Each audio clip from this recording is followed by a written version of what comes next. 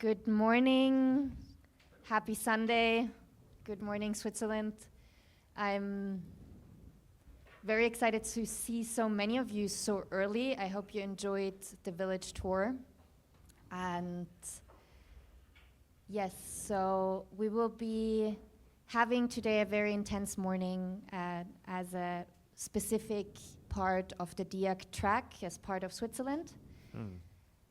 I'm here with four amazing panelists who I introduce from the left to the right. So I'm here with Puja Ohlhaver, Glen, Weyl, Vitalik Buterin, and Thomasz Stanczak. Stanczak. The last name's not so there. So, and for this panel, we will, throughout the entire day, we will talk about DIAC, but also the difference of Solarpunk and Lunarpunk. This morning panel, it's more on the Solarpunk side, and it's Solarpunk futures. So I wanted to start off with a question to all four of you. Where would you see the subtle differences on privacy between Solarpunk and Cypherpunk? And yeah, who wants to take the first step? I guess, I feel like Solarpunk and Lunarpunk are like the ones that really get like defined, right? Like Cypherpunk always feels like a like a much broader bubble, right? And there's always also this kind of like subtle mix-up between Cypherpunk with a PH and cyberpunk with a B, which is insignificant part meant to be dystopian. It's like good to be careful about these things, but like the way that I generally understand them, right, is like Cypherpunk is generally about like using technology as like particularly cryptography to ensure things like personal privacy, autonomy, to enable economic and governance structures that can be kind of secure and like protected from outside interference. And Solarpunk is it's a combination of like technological and social themes and an aesthetic, right? And like in a lot of ways, the aesthetic even came first, right? And the aesthetic tends to be much more about kind of like back to the land, being surrounded by nature, avoiding the downsides of like higher physical density, having a more collaborative economy and society. And like within our circles, there's been an interest in like mechanism design ideas and technological ideas that can enable that kind of society, right? So we talk things like quadratic funding, things like DAOs, things like retro funding, I think, and deep funding, like various governance ideas tends to fall into that bubble. But there's definitely a lot of people who understands that like those kinds of ideas very differently, right? And then, the aesthetic side of it generally consists of pictures that are often inspired by, like I think either kind of like positive visions of cottage culture or Singapore, depending on like where you fall on that spectrum. So like they all mean different things to different people. Yeah, I would add to that. I would say Solarpunk probably is a more emphasis on shared public infrastructure. And an emphasis on transparency, and to kind of extend the categories here, like Lunarpunk is more of a, I would say historically or chronologically, a reaction to that, saying, okay, well look, there's, great for transparency, but there are also risks of surveillance, and how do we have privacy? But I'd also like to introduce a third category, Stellarpunk, which I think, which I introduced, which is actually something in between Solarpunk and Lunarpunk that balances privacy and transparency within social context, and partial privacy depending on where your perspective is. Yeah, hello? Yeah, I'm not sure these punk things mean a lot to me. And I'm not particularly personally partial to like deep philosophical conversations in meme speak. So, but I have every respect for those who are. But I would make a distinction between sort of a conception of privacy that understands it in sort of an individualistic way, and what I would call plural publics, where the emphasis is on having a diversity of social groups and ensuring that they can both achieve publicity internally so that they all understand something together, and that they can protect that shared public space from external surveillance. And I think that's kind of what's going on here, I think, but I'm not totally sure. And yeah, I don't, someone who's more up on the memes will identify each of those things with one of these memes or not. But yeah. Glenn, can I make the panel interesting and ask a fiery question? Yeah. What is the distinction between the idea of plural publics and enabling groups to have privacy from the outside but still understand each other internally, and building technology that makes it easier to make conspiracies? I think it's pretty similar. Okay. Yeah. I do think it's pretty. Those are not that different ideas, and that is kind of the natural sort of dark side of the plural publics discourse. I think that there needs to be I think plural publics is only one aspect of what I think the world should be like. I don't think it's a complete description. It's just distinction in technological affordances. And yeah, terrorist groups, conspiracies are all sort of the dark side of plural publics. But I'd rather be operating in that matrix and talking about that stuff because I think it's more relevant.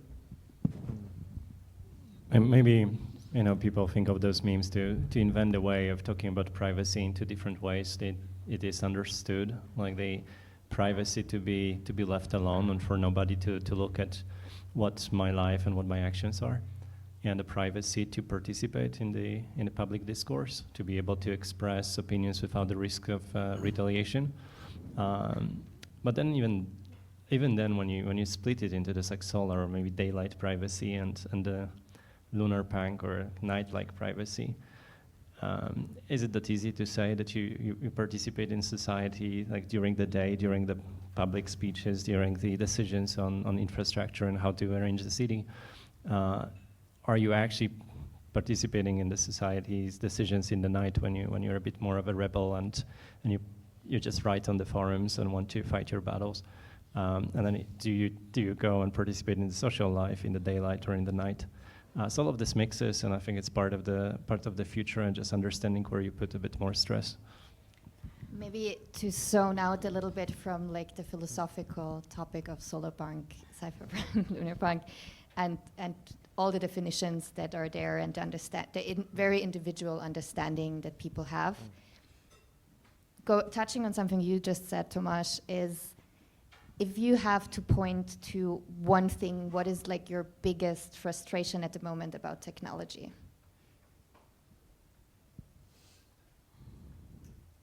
And maybe Glenn, you already touched on it before, where you said how does social coordination and civic participation can be enabled through technology.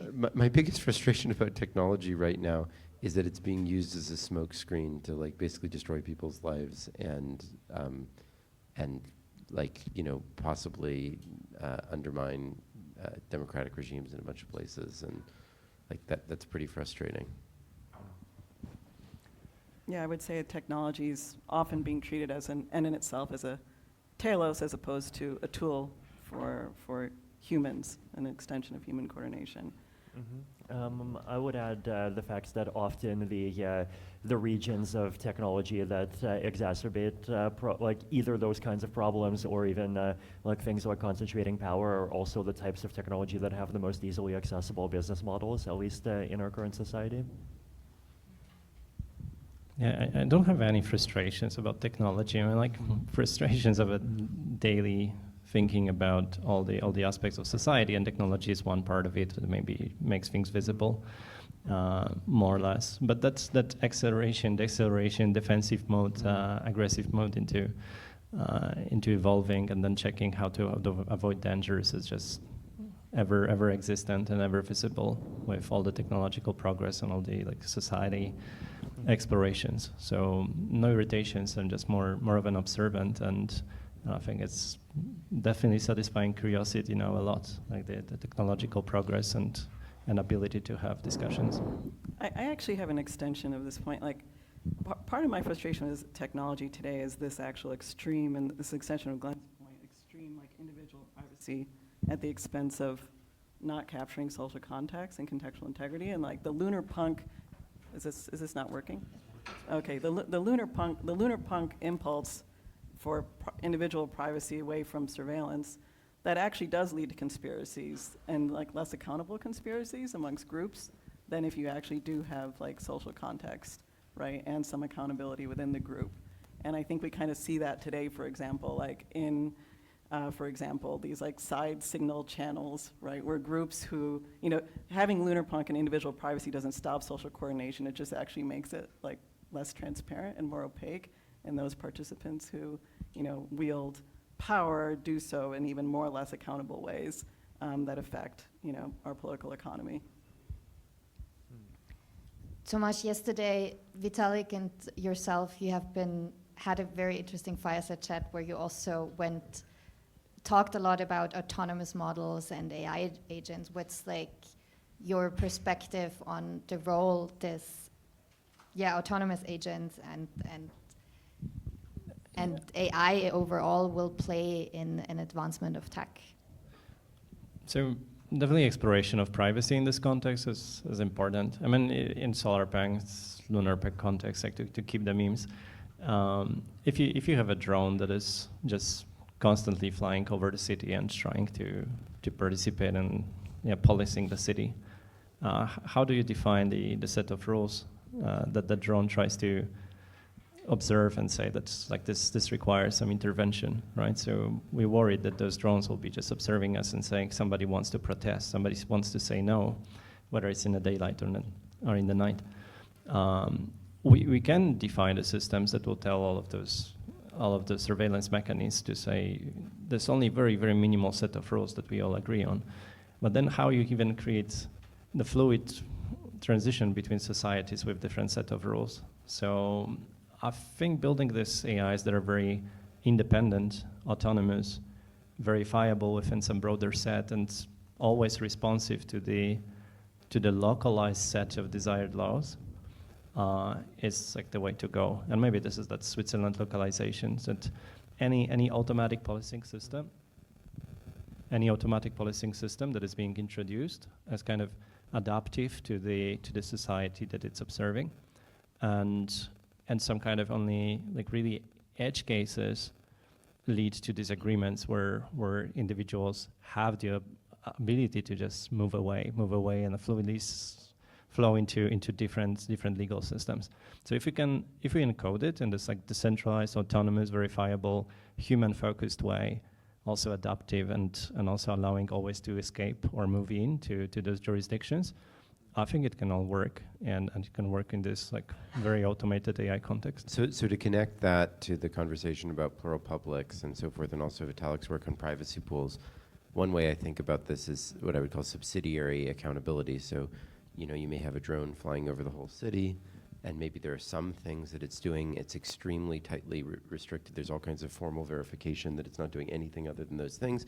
But like in a neighborhood, you know, that might in an in-person setting be, you know, a focus of community policing, you might want to have some other drone or CCTV or whatever that is monitoring things in a richer way and depositing that information not to a publicly available, you know, chain, but rather to something that is like, you know, only available to that local community, the same way that like if people are in the community, like they might all hear if someone screams, but maybe there's sometimes when they want to be putting on, you know, earplugs, but they still want to be able to hear if somebody screams, but they don't want like everyone to know if somebody screamed in the neighborhood. They want to be able to respond to it. So like, I think trying to mirror some of the like texture of community, information availability that has happened in the past, but in a digital context, and also not purely physically local. There could be, cybersecurity bots with similar structures for localized communities. Like, I guess that's kind of what I imagine. And then those communities having accountability to higher level if sort of the aggregate behavior of things like screams inside is leading to some problem detectable by others.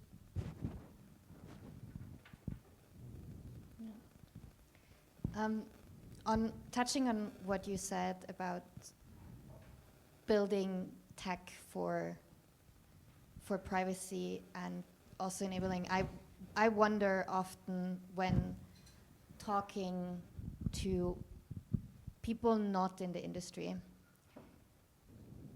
how, and saying like, do you even think about privacy?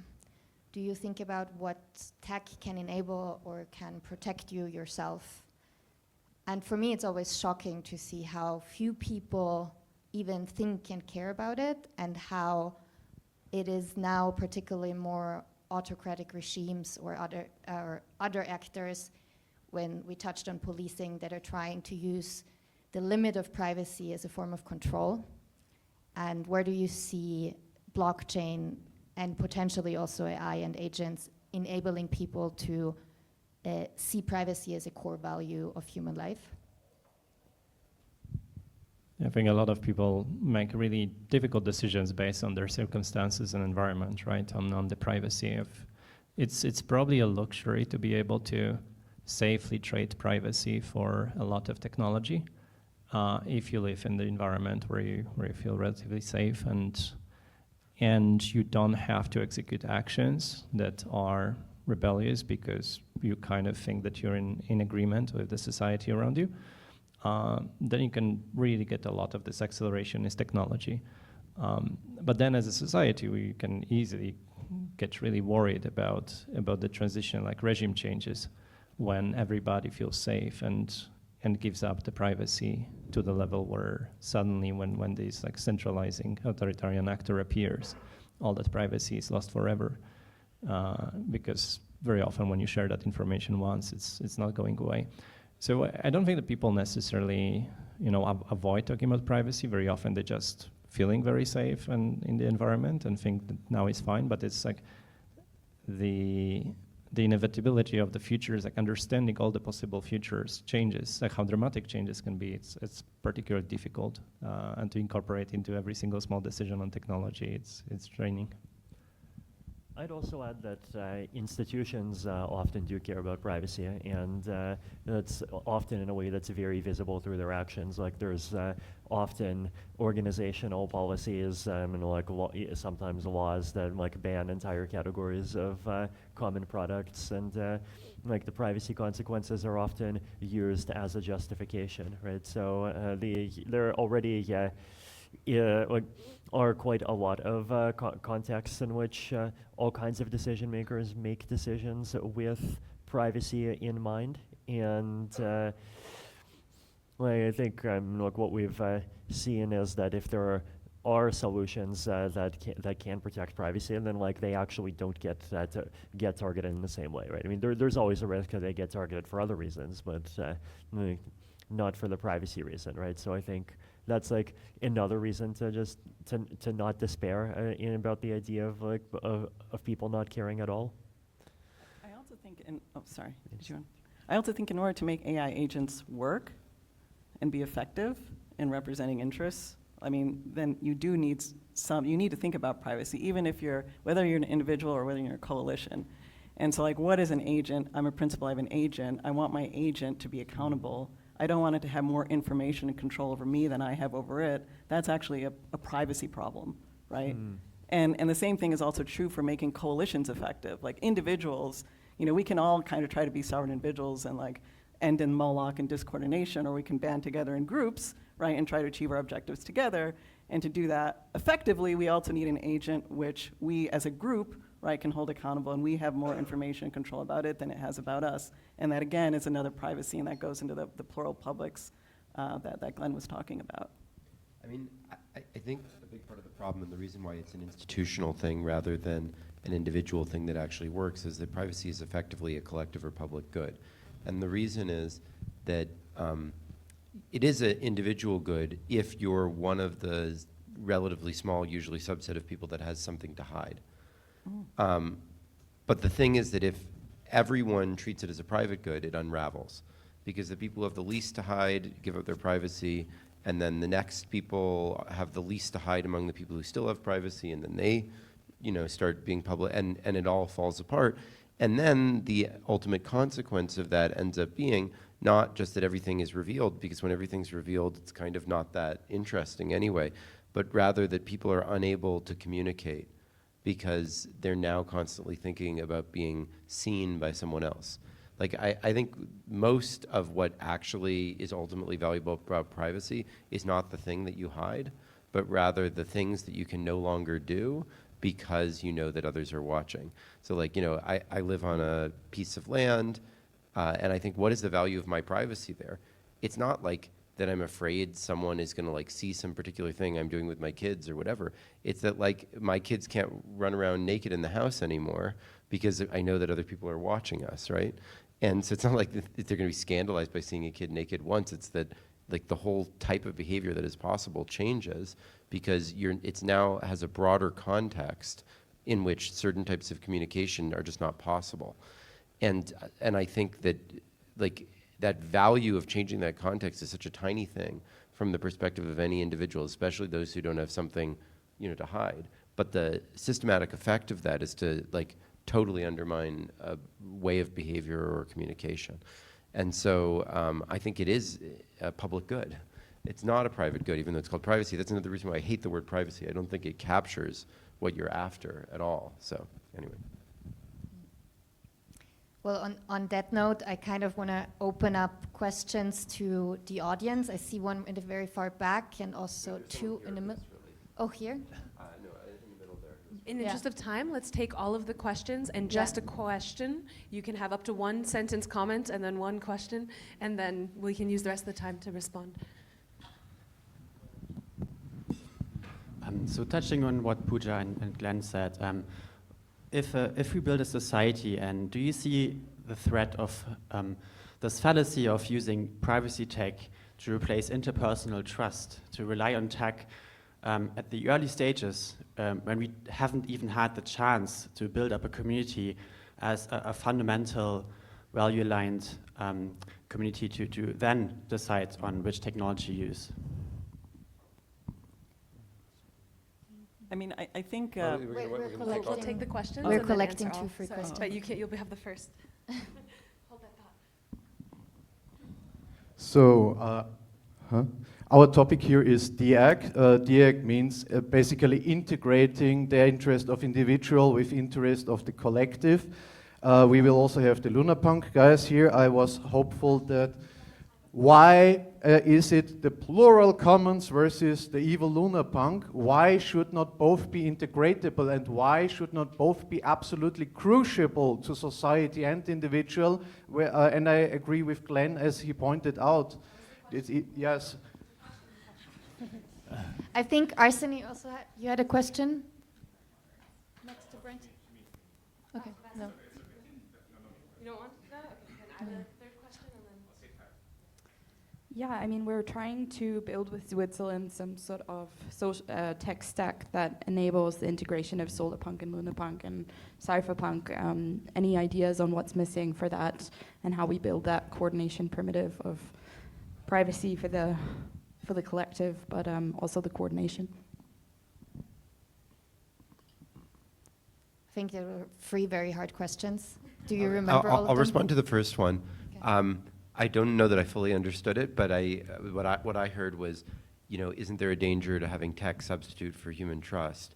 And I think absolutely. I think this whole trustless thing is idiotic. I think that type of discourse is totally wrong. But there's nothing outside of technology. I mean, all of us live in a completely technically mediated universe. I mean, everything here is techne. So you can't get away from that. So the question is, how does technology, or how could or should technology shape the way that human trust develops? And one really surprising example I would give is I think deep fakes might be great, because now it becomes impossible to like just take a picture of something and be like, that is reality.